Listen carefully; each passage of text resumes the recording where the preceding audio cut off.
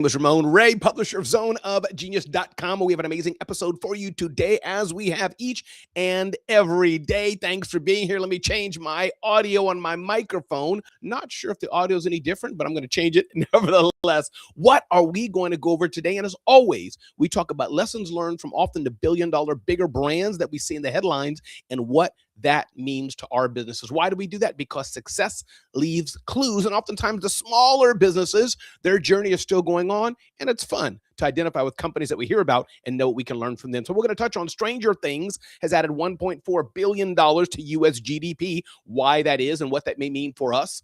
Tesla's robot taxi, a hit with investors, but not with cities, what we can learn from that. NVIDIA acquires a rival's assets for $20 billion, what we can learn from that for our businesses. And a family firm thanks its staff with $240 million. Welcome to the Rundown with Ramon. We're going to have an amazing episode for you today. And I want to remind you of this one very thing. I encourage you to keep your small business secure. As a small business owner, you may think hackers and cyber criminals don't want to attack me, but guess what? They surely do. I was at an event a few months ago with my friends at Bitdefender, and so many small businesses said, I'm just starting. I'm not ready. I don't need that yet. But they're the ones who do, because larger companies like Amazon and Netflix and Target and others, they have infrastructure and teams to secure themselves better than you or I could, and they still get attacked. They still get hacked. Criminals still get in. So how much more you or I? So it's never too early to make sure your small business is secure. Make sure you have on two-factor authentication enabled on all of your apps, all of your services. Make sure you're cognizant, aware. What are you clicking, and are you clicking the right thing? Make sure indeed that you're aware that malware is a real thing, ransomware is a real thing, and that your networks are as secure as can be, that you have a virtual private network if you're out and about, that maybe you have a password manager that you're using. All these layers of security can help your business. And I encourage you today, go to bitdefender.com/Ramon, bitdefender.com/Ramon, so you can see how to be more secure in your business. Again, welcome to a brand new edition of today's Rundown with Ramon, and it's time for the show to begin.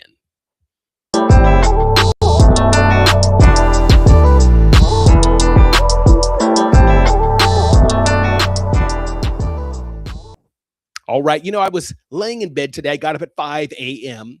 and I had a decision to make. Alexandria Nicole, I had a decision to make. Should I go to the gym? Now, if you've been watching my journey and my story, you know that I exercised on a regular basis for much of my life, past many, many years since I've been married. Probably I've been doing push-ups and stretches, arguably speaking, for large part of my adult years.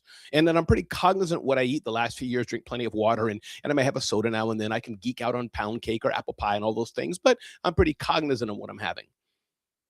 However, today I was like, should I go to the gym? It's cold outside, getting ready to have a snowstorm. I just didn't feel like it. But I said, every day is special. Every day is different. And yes, I'm further along the journey than some of you. I've been doing this for a while now. This is not New Year's resolutions. I've been pretty healthy for a minute. But I'm like, if I don't go today, that's going to be day one of me not going, day one of negativity. And I didn't want that to be the case. So I got up, put on my coat, put on my clothes, and went to the gym. I did my 30 minutes of treadmill, 2 miles in 15 minutes, which is a moderate pace. Did my chest pushes, did my dumbbell curls and stretches, and went on with my day. So my question, every day, every single day that we wake up, every single day is the choice, is the chance that we can decide this is going to be my day one to put the step forward. Because does it matter what we've done in the past? Absolutely, it matters what we've done in the past. That matters. That matters. Yay. What we've done in the past brought us to this point today.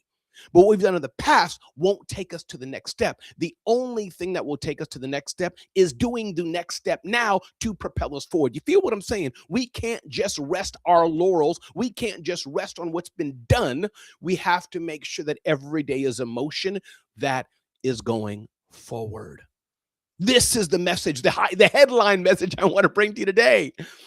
Every time you don't feel like doing all the things, some things you enjoy doing. I love bringing you the Rundown with Ramon. This excites me, empowers me. But you know what I don't like doing? I don't like doing my finances. I don't like doing my cash flow. I don't like doing sales. All those things, not sure I like doing, but those are probably the things that are most needed. As my friend T.M. Hyman said earlier today on Clubhouse, Breakfast with Champions. It's oftentimes the things we don't like doing that are the things that need to be done and that will move the dial and take things forward. Everybody, my name is Ramon Ray. This is the Rundown with Ramon. Glad you're here today. I'm curious, what are the things in your business that you know you're not doing that you need to do? Don't tell me. Put it in the chat and tell yourself, proclaim this. Here's some things that you know I need to do more of this. I need to do this better. I need to push myself more. These are things you know you need to do to get to the next level. This is a brand new day. This is the Rundown with Ramon. Want to remind you all, you want to see me today in your town. I will be in Chicago at Creative Con. Check me out there, creativecon.com with an 8, Creative Con. Check it out. In February, I'll be at Youth Leadership Conference in January, inspiring youth on a mission to success, IYMS.world, IYMS.world. I'll be in Arkansas, the Scale with Stability Summit. I'll be there. So encouraging you to see how I can add value. Come and see me in your local town. And or if you have an event that you're having and you want me to show up with, say, hey, Ramon, come on down and let me know, and let's make it work. Also want to remind you as we go on in today's Rundown with Ramon, check out zoneofgenius.com, zoneofgenius.com/subscribe. Sign up today for zoneofgenius.com. Let's move forward. Ding, ding, ding, ding, ding, ding, ding. So headline of the day, Stranger Things, which I don't even know exactly what it is. I think it's a movie franchise. I should know. I know it's famous. After nearly a decade in the limelight, Stranger Things is coming to a close with 3 new episodes dropping on Christmas Day and the grand finale on New Year's Eve. Variety took a look back at the show's impact. Over 5 seasons, Stranger Things has racked up 1.2 billion views per Netflix. It's helped boost sales of Eggo waffles and downloads of decades-old songs. The Duffer Brothers cultural juggernaut has also created about 8,000 production jobs and added 1.4 billion to the U.S. gross domestic product doing its run. Now, here's the thing of the day. Maybe you don't have something that generated 8,000 production jobs or added 1.4 billion to the U.S. economy. Maybe not. But here's the thing, everybody. Every day there's something that you can be doing that adds value, not to just yourself, not to just your team, but to those around you. This doesn't mean you have to have the goal of doing this, but here's what I'm telling you. If you show up with excellence, if you keep showing up and learning from what you're doing, you will look back and realize, wow, I've not just fed myself, but as Joseph did in the Bible, I've fed my family, and not just my family, I've fed those around me. This is what you get to proclaim when you do good things. That's Stranger Things, this movie franchise, sure. And maybe for you, it's not going to be adding billions to some economy, but guess what? To be a success, you don't need to add billions to something. You might just be adding something that makes your community, makes your world, makes your neighbor, helps your family get to the next level. And that, my friends, should excite you. My name is Ramon Ray. This is the Rundown with Ramon. Glad you're here today. Love Alexandra Nicole saying here in 2026, I'm only saying yes to opportunities that are aligned with our impact objectives. And this is so important. Know what aligns with you. Know where you want to go and say yes to things that help you reach your goals. I'm with you, Alexandria, as I'm trying to hone in on the few core things where Ramon Ray wants to go. My office hours with Ramon, to build my community, to serve my community and stop saying no to them for so many years and add value to them. Ramon Ray speaking more, being on more stages to add more impact. Number 3, working with the brand sponsors I work with. These are some of the 3 or 4 critical areas I'm looking at every single week and with my team. Here's the goal. Here's where we need to go. Now, how are we going to get there and planning around that? And then, of course, who can I align with as you and I are aligning together, Alexandria? Hey, everybody, my name is Ramon Ray. This is the Rundown with Ramon. Thanks for being here today. Ding, ding, ding, ding, ding, ding, ding. Next up, Tesla robot taxi, a robotaxi, is a hit with investors, not cities. Check this out. Tesla is dominating the market for self-driving taxis, though so far only among investors. While the company's share price just hit a record, it has deployed only a fraction of the vehicles currently on the road.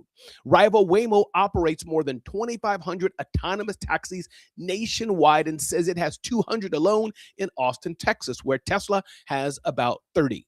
The question is, can Tesla catch up? The answer will be crucial for CEO Elon Musk, who will only receive his record compensation package if Tesla deploys 1 million robo-taxis.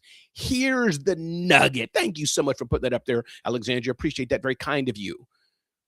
Here's the nugget of the day as we're talking about robo-taxis, what Waymo's doing and what Tesla's doing. Waymo's, I believe it's been far ahead of the game. It has way more taxis deployed. Can Tesla catch up or not? But there's several things to unpack here. Yes, I think Tesla has a very big chance to catch up. And maybe the competition is not so much Waymo. The competition is probably with itself. What are its internal structures? What are its internal operations? What are its internal procedures? What can it do to grow? And I know the media is putting this as a fight between Waymo and Tesla, but for you and I, maybe the fight's not against me and Alexandria. The fight's not against me and TM. The fight's not against me and Kim Walsh Phillips. No, maybe the fight instead is against me and myself and my own metrics. Maybe that truly is the fight. That truly is the goal. It's not so much us constantly looking at what somebody else is doing. Now, we can use that as a measure of context. We can use that as a measure of where we're at. It's good to have a benchmark to understand what is the average, to have some benchmarks to know how well we're doing or not. If you're trying to be a swimmer in the Olympics, you need to have an idea of what some fellow Olympians, those who are trying out, what others are doing to know if you're within the ballpark and how much more you need to do. But oftentimes the competition, everybody, is not the next person. It's ourselves. And that's the nugget of the day today. Who are you competing with is what I want you to answer and what I want you to understand yourself. Who are you competing with? Everybody, my name is Ramon Ray, publisher of zoneofgenius.com. Check us out at zoneofgenius.com. Sign up today for our email newsletter. And I want you to ask yourself that when you wake up, who are you competing with? Are you looking constantly in the rearview mirror? Are you looking constantly left and right at what everybody else is doing? When instead, maybe you should be looking in the mirror and saying, what are you doing to be a success today? Welcome to a brand new edition of today's Rundown with Ramon, inspiring you to start or grow your business or simply just live your best life. Welcome to the Rundown with Ramon. Ding, ding, ding, ding, ding, ding, ding. Next headline. NVIDIA acquires rival Grok's assets for $20 billion. Now, NVIDIA is a famed chip-making company that makes chips that are honed in for gaming and for AI. And now there's another chip company called Grok, which it's acquired some of its technology, licensing its technology, et cetera, with for $20 billion. Let me read the headline, then I'll unpack what this could mean for me and you. NVIDIA has agreed to its biggest deal on record, acquiring rival chipmaker Grok's inference technology assets for $20 billion. Per a CNBC report, Grok founder and CEO Jonathan Ross, as well as other company leaders, will join NVIDIA to scale up the tech.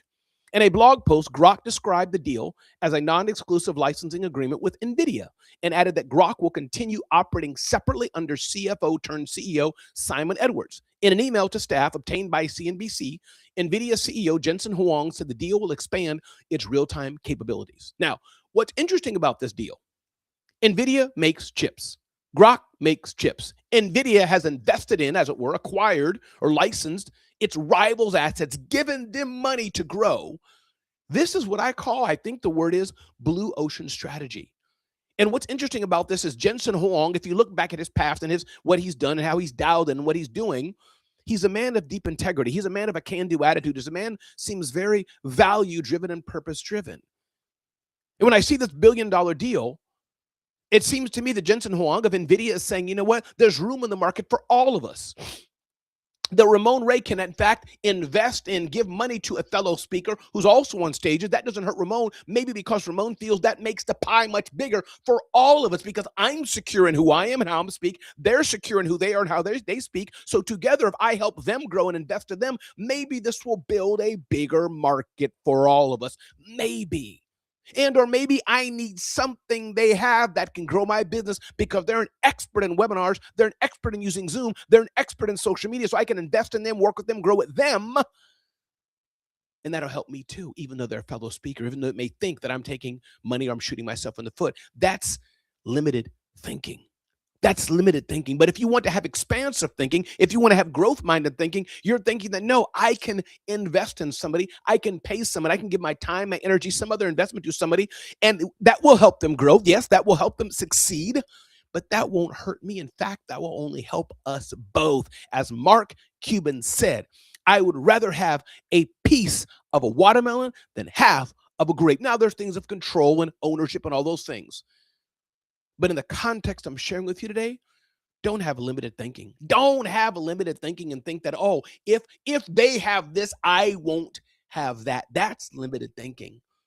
Instead, you should be thinking, how can this benefit both of us or all of us, and how can we grow together? Everybody, my name is Ramon Ray. This is the Rundown with Ramon. Thanks for being here today, encouraging you to have a growth mindset and not one of limited thinking. Ding, ding, ding, ding, ding. Family firm thanks its staff with $240 million.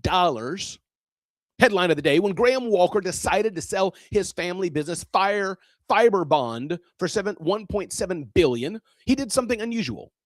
He was selling his business for $1.7 billion, named Fire Bond. He stipulated in the contract that 15% of the proceeds go to his staff.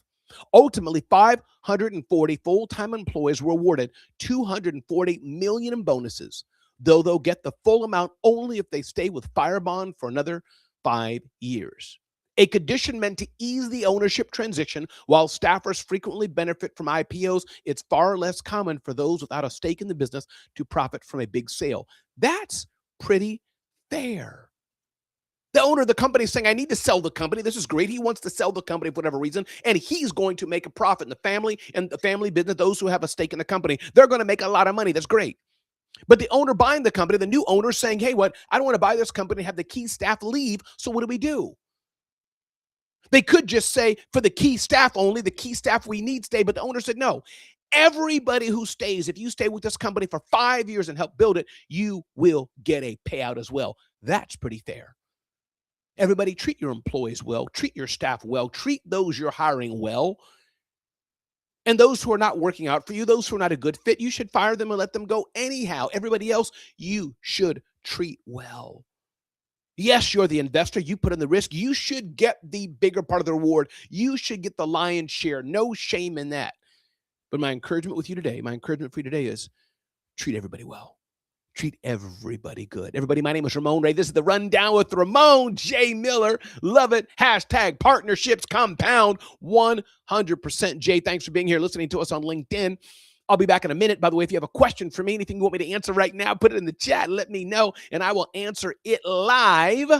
Encouraging you to check out Bitdefender so your small business can be secure. Bitdefender.com. Bitdefender.com/Ramon. Don't forget to check out zoneofgenius.com, zoneofgenius.com, so you don't miss out on any insight like this at zoneofgenius.com/subscribe. Check out zoneofgenius.com. And many of you are saying, Ramon, I want to work with you. Ramon, can you help me in my business? Can you mentor me in my business? Can you help take my business to the next level? Well, yes, I can. Join me at RamonOfficeHours.com, RamonOfficeHours.com. If you want to work with me and want me to help you grow your business, join me at RamonOfficeHours.com. All right, let's see if we have any questions, comments. If not, we're going to move on here today. Great. No questions so far. Appreciate that. I'll be back in a minute. This has been the Rundown with Ramon. I'll be back in about 11 seconds.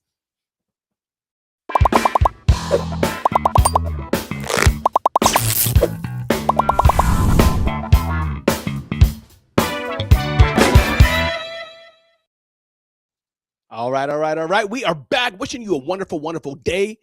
Reminding you to make a difference in the world, reminding you to keep going forward, reminding you to make a difference in the world. Know that there's always somebody out there that can use inspiration, that can use motivation, that could use encouragement, and it's up to us to do that. Be blessed.